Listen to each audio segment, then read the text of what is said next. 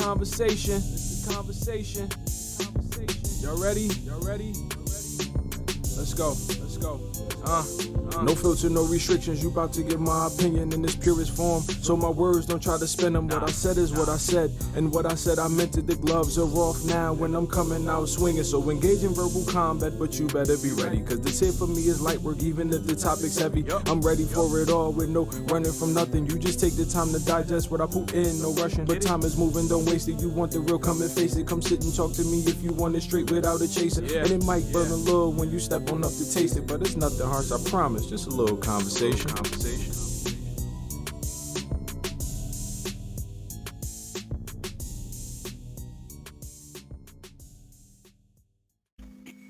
Hello, everybody, and welcome to the first episode of The Conversation with Harold and Dave. This talk show will focus on talking about things that are happening in our community and around the country, sometimes around the world, whether historically, current, or things we look forward to happen in the future. And I am here with my awesome co-host, Harold and Dave, and we're going to take a couple seconds in our first episode for just both of them to introduce themselves to you and give you a small window of their background. So go ahead, Harold. Good day, everyone. My name is Harold Ford. Again, I'm an educator, 23 years in the public school system.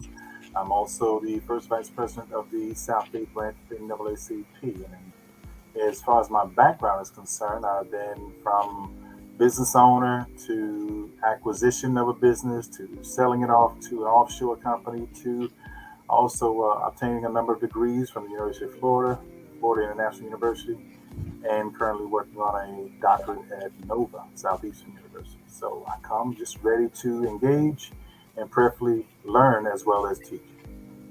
Okay, awesome. When I grow up, I want to be just like you, Harold.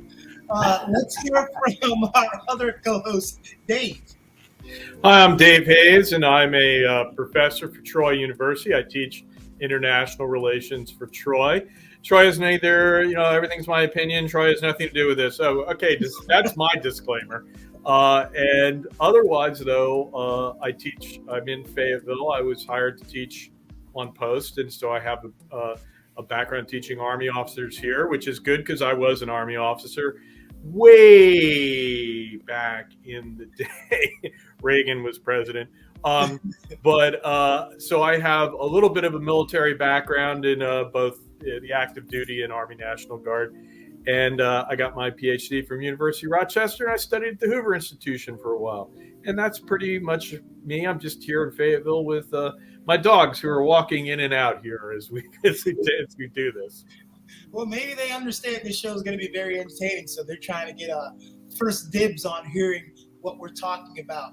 And I'm your host, Keone, owner of Keone Productions. As you can see behind me, I was a military veteran myself for 20 years. I have an MBA in human services, a bachelor's in organizational psychology, and an MBA in healthcare services. So we're going to get started on our first topic today, and it's a word or words that people have heard of, but a lot of people don't understand it. They don't understand the need, what it means, and that's critical race theory. That's been a hot topic recently, and I would like both of you to explain to the masses, what is critical race theory, Harold?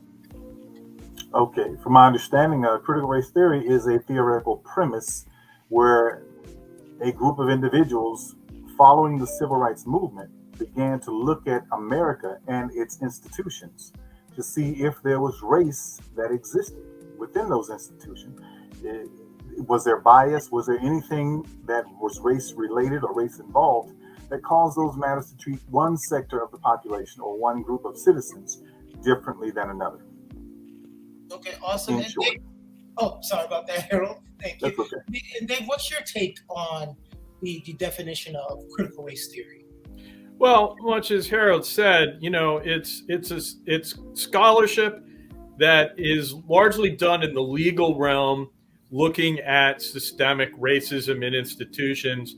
From my perspective, I come from an international political economy background, and it seems to me a cousin to a lot of institutional analysis that goes on about whether the laws in a country economically favor one group or one set of interests over another. So not necessarily race or the U.S. So I would see it as part of that. But also I see it as a manufactured issue that is being brought out by the Republican Party, that, what it is isn't important as what people think it is and what they can do by managing what they're calling a conflict campaign against it. So that brings me. So is there a need for it? Because when those words are spoken, you get eye rolls. There's some people that give you the eye rolls. There's sometimes the same people that give you the eye roll when you hear words like affirmative action. So is there a need to discuss critical race theory? Anyone can answer that. That's fine. Well, I'll go on that. I think that I think the problem is that it sounds bad to people who, the Republican Party has a very strong populist movement in it, right? We're seeing, and the essence of populism is that you believe there is an elite that is thwarting the interests of a virtuous public. And the idea that somebody's out there teaching kids that America is racist, that's about all they get from it. It goes directly to, so it fits them. And so it's a bit unfortunate. At the same time, though, from a study of economics, there's just no way you shouldn't be studying how the laws are used to protect one group of interests from another. And whether the basis be class or race or some other differentiation of social groups, this is an important thing. And everybody suffers from it. After the civil rights movement, the economic well-being of everybody in the South improved. So it is something that I think is very vital to study, but it's blown up. What do you think about Dave's comments here? No, and I agree. And part of the issue that I wrestle with is this has been around more than 40 years, and we just started talking about it, 2 years ago. So, considering that it's been technically on the books for that long, and no one's even talked about it. And even those that are out there trying to misplain it, not explain it, but misplain it, they're the ones that they've actually never read any critical race theorist or the actual book that's centered around critical race theory. So if they've never even gone on it, and they've basically gone on just the buzzwords critical race theory with a stronger emphasis on race, that's where my whole issue is. And they're really preying on the public who also has no idea what it is, and trusting that they won't do the research or won't do the necessary study so that they can understand it for themselves. And now when you're relying on people to tell you what something is, obviously they can misplain it as much as they want, how many times they want, and take you in totally different directions than what its true intent is.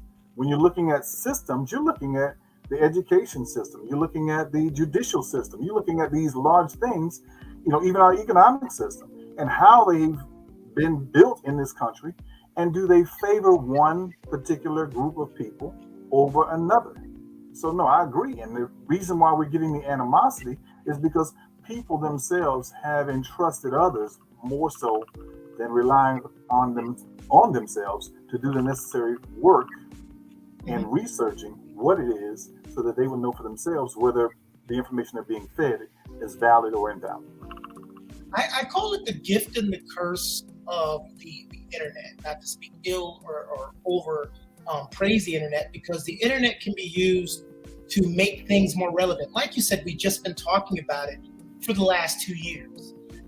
2 years ago, Juneteenth became a phenomenal talking point, like it just was created 2 years ago, and I have so many people that look just like me that goes, "Oh yeah, Juneteenth," and I'm like, "You didn't even know what that was until social media." Some of them, and the reason why I bring that up is, all three of us on here are north of 30 years old. We remember when we wanted to find information, we had to go to this thing called the library. You had to check out about 10 books to find the one answer that you were looking for, and you learned so much by accident. Now you just Google it, or you go online and you Google it, and Dave's talking, and whatever Dave says, that's what I listen to. I didn't do my own research, or I don't listen to enough different people to kind of get a well-rounded thought process of what's going on. Why is the word race? Because I think that's the word in critical race theories that turns people off. Why are they so scared when they hear that word?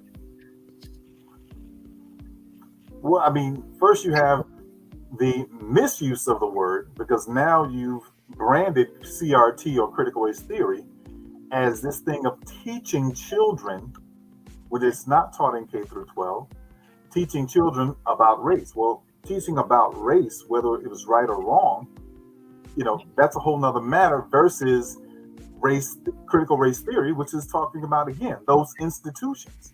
How is race taught in school? Is there a different way the curriculum is being taught toward children of different races? That's, when you're talking about examining the system, how do we look at it so that, again, it lends itself to critical analysis so that we can say, hey, listen, if this is the problem, then this is how we fix it. But if we don't want to address problems, then we want to push it away and call it what it's not. Because I don't think you, I, or Dave will have a conversation with a second grader, and he or she may be able to tell us about, sentencing disparities in our criminal justice system. They're not going to have that conversation. So when we look at this whole thing, it's all about helping people understand not just what it is, but what it isn't. And I think this is where we missed the mark and allowed someone to co-opt critical race theory and take it in a totally different direction than it really exists. Well, and I also, I'm going to keep circling back to the manufactured aspect of it, because first of all, no one teaches critical race theory in K through 12. This is a graduate level thing that no one's teaching. And now we should probably teach that, slavery, maybe we should acknowledge that. I don't know. Yes, we should. But, so there is the 1619 project that was out there that was addressing K through 12. However, think about critical race theory and where it comes up. It comes up very recently as an issue.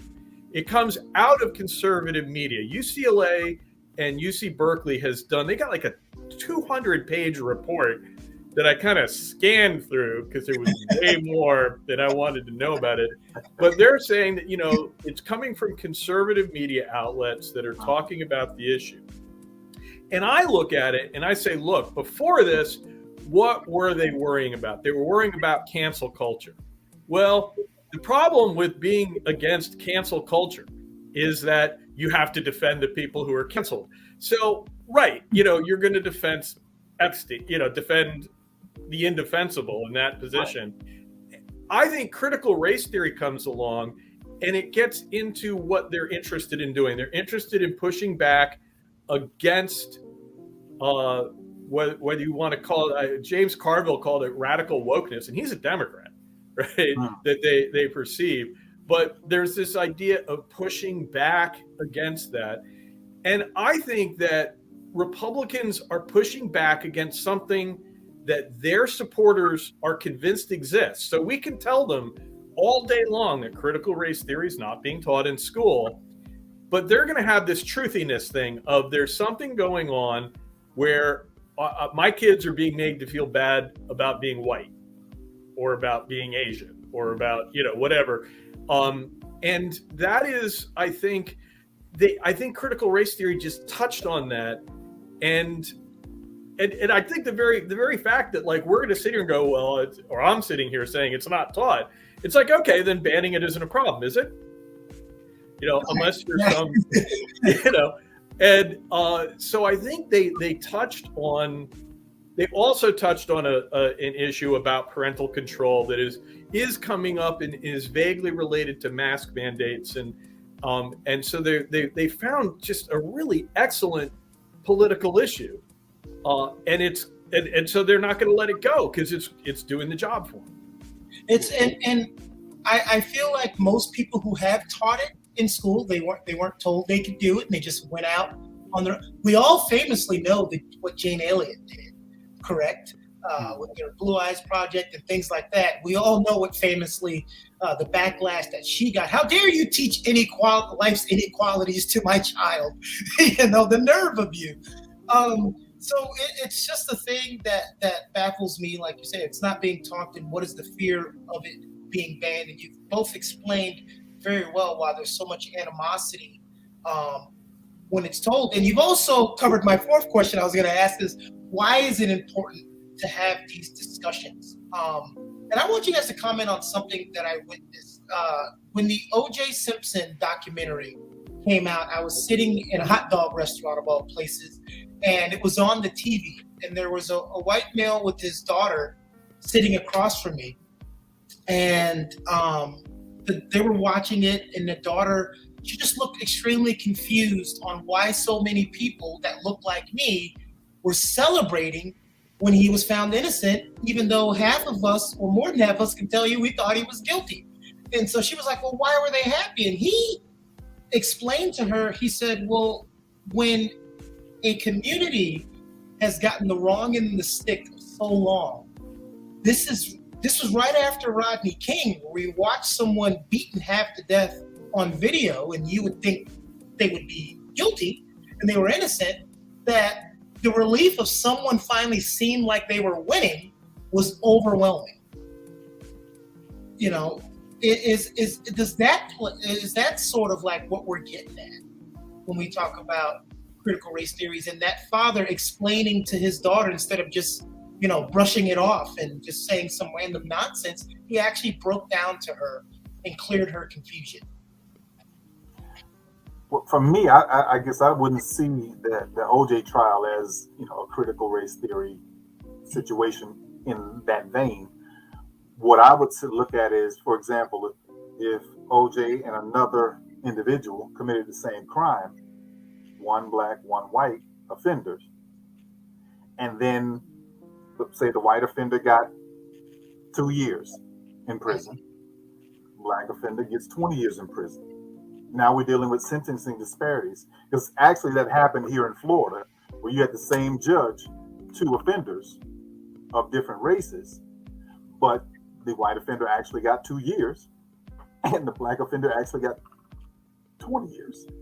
And then you had another similar situation in Texas. Again, same crime different crimes. One murdered 2 people, the other one murdered 10 people. Mm-hmm. The black offender that murdered 2 people got the death penalty. The white offender didn't get the death penalty. So when you're looking at dynamics of sentencing disparities and other things that transpire within the criminal justice system, you just had a young man who a couple of years ago, he's a teenager, just got off. The judge decided that he couldn't send him to prison for raping 4 young ladies. Now, those young ladies are now, the judge says he prayed about it, and he felt led to give the guy 8 years probation, and he could register as a sex offender. That was it. Meanwhile, the victims are now suffering even more from that. But had that offender been a black person, many people believe that he would have probably gotten not just the book, but the table, the chairs, and everything thrown at him, as a result of it. Now, I realize when we look at our systems are comprised of what? People.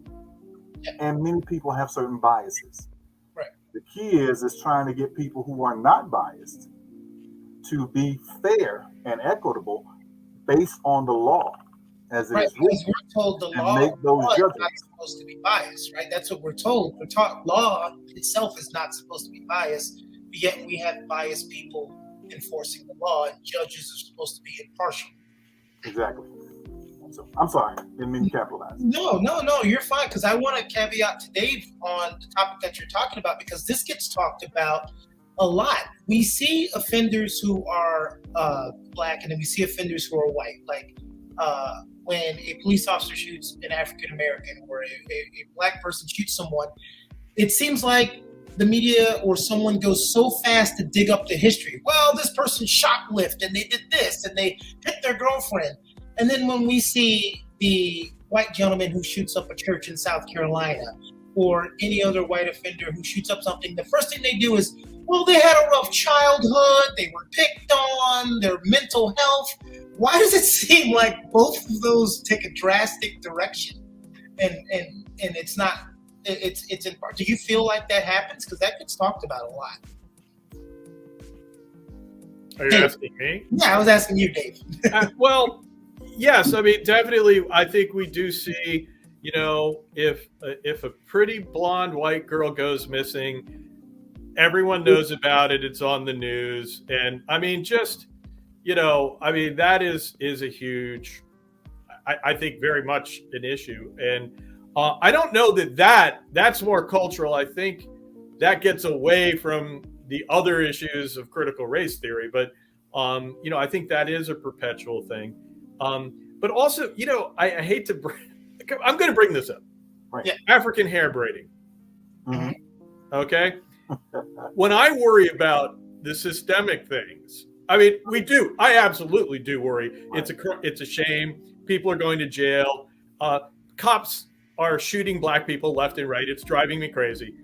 But yeah, I'm going to talk about African hair braiding because how you make a living is important. And a woman who braids hair probably needs that money a lot. And so it sounds trivial, but this is one of these things. This issue, I think, goes to the questions, though, of economic, and largely unintentional systemic discrimination. And this has actually been an issue that to braid hair, right? In a lot of states, you needed a cosmetology license. And, this is ridiculous, right? And cosmetology licenses are very expensive. Most states, they require you to go through school. I've seen one analyst talk about, that it takes longer to get a cosmetology license than to be certified as an EMT, right? Which, think about that for a second. And the thing is that you're basically, by having this requirement that you have a cosmetology license to do this, you are keeping people from doing it. You're protecting the existing industry. This is the kind of thing that in my world we see a lot of. And like I say, it may not be race. Like the cosmetology license might never have been, no one who put that in might have ever thought about race, right? They might have been thinking about industry standards and protecting a group of holders. But it comes out and it disproportionately disadvantages the disadvantaged, the small. So it's going to, affect a lot of folks. And I think a lot of things in the United States go that way. I have never felt my white privilege as much as when I adopted my dog, right? And I went and I had to go through all these hoops and have all these people call references, have a video tour of my house, talk to my vet. And it was one of these things of like, and I know that I'm pretty sure that people who put the requirements for adopting the dog at the shelter, right? I really, really don't think these people are white supremacists in any way. However, I just was like, wow, I'm getting this dog. A lot of people couldn't. Maybe it's African Americans who couldn't. Maybe it's young people who couldn't, or just poorer people. And I was just sitting there, wow, I don't know if I could have gotten this dog 30 years ago. And so I think often in your analysis of these systems, there are a lot of things, there are a lot of unintended consequences that are very important and that benefit everybody when they're, when you blow things away, when you blow these discriminations away. I guess my point is that sometimes they're not intentional, or they're not even, aimed at a particular race, but they have a chilling effect. And this is the thing that I think is these are the kinds of things that are everywhere, and that's the kind of thing that on the economic side I'm very into looking at and doing away with. Well, Harold, don't you think that circles back to people that make those decisions? If critical race theory was a thing that's talked about in their earlier stages, these things would come into their mind when they're making these plans or decisions? Well, I mean, you have to realize as we evolve as a country, things are going to change. And as we see where certain problems lie, we should, or our elected officials should go back and make those necessary changes. As he alluded to, what we're looking at now, is, as Dave pointed out, it takes you longer to become a cosmetologist than it does to be a law enforcement officer. And now you have now a license, a badge, and a gun to kind of exert some level of authority, whether it's done correctly or incorrectly. And where my concern is if you can come right out of high school and join the police academy, and a few months later you're on the streets patrolling, and I've had candid and tough conversations with police captains, majors, and chiefs, as it relates to this, because I guess, my question to them was not really a question, more of a statement. I know there are individuals on your force or under your command that are not doing the job correctly, but yet you continue to send them out daily rather than correct them first, which means you're no longer protecting and serving, you're endangering. And you don't send the same officers in communities of color than you do in affluent communities. Right. So there's a different mindset. It's almost like we get in the Marines, where I live, and you might get the Boy Scouts somewhere else. Right. Not to diminish them, because again, I have a lot of friends and family that are law enforcement, so we have these close conversations, and they shared many things with me that I can't say, but Right. nonetheless, the reality is there is a problem. Race is at the heart of some of the problems, not all of the problems, some of the problems. And until we have those candid conversations, we won't be able to deal with the issue of race. And my thing, even with CRT, are we afraid that our children, because I just saw something last night where they were talking about Ruby Bridges. Ruby Bridges is in her 60s. And so what was pointed out is, one of the commentators said that what the problem with a lot of people now is experiencing is that they're afraid that their grandparents might be seen as those that were spitting on or spitting at or throwing rocks at Ruby Bridges, when they don't want that to be uncovered, or they don't want that to be seen and shared. So at the end of the day, race is something in this melting pot we call America that we're going to have to come to grips with and find a way to make it work for the best interests of everybody. Okay, awesome. Those are great final thoughts. Harold, Dave, let's get your final thoughts. Well, I think that, first, just one correction. It was an EMT, because I'm not sure that basic law enforcement, the BLET course, might be as long as the other. It was the EMT, get that. Said, yeah. But let us attempt to be tight with the facts. Other people aren't. We know this. Right. That would be the only reason I do that. I guess the big thing too, though, is that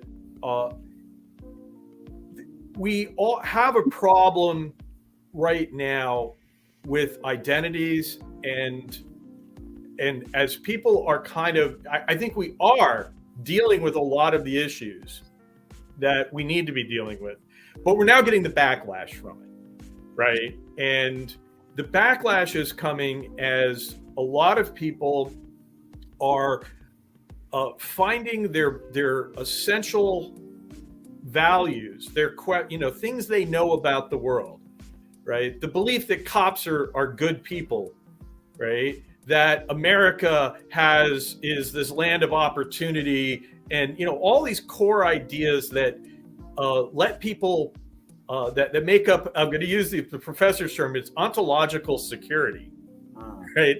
That ontology is about what you know exists. And sociologists say that ontological security, your understanding of what's in the world and how things work, is essential to your sense of security and being able to get through the world. And what you see is, as people are having a lot of these things questioned, they are going through, they're having some trouble with it. And it's not for nothing that the anti-critical race theory legislation is banning psychological distress. They're banning bad feelings. And we might say, oh, you sound like a bunch of snowflakes. You know, I'm sorry you feel bad about slavery and lynching. Right? What? And right. I can see that being a valid reaction. But at the same time, hey, if you've had your ontological rug pulled out from under you, you do feel bad. You are worried. And this is, I think, that's the motivating thing on the Republican side amongst the Trump wing that we're seeing. And that's what we're having, I think, the biggest trouble with. Uh-oh, you said one of those words that are going to make people not even hear anything you said. You said the T word, and now all of the educational and thoughtful things that you guys just said for 30 minutes is going to go in one ear and right out the other, because it's like that word race. You say one word, and nothing you say after matters because they're not listening. But that's not a loss for us. That's a loss for the people who don't like to be educated in these matters. Thank you guys for discussing critical race theories. It was a great show. I just want to leave everybody. I've always been told if a conversation makes you uncomfortable, it's probably a conversation that you need to have. Thank you guys for watching, and we will see you on the next one.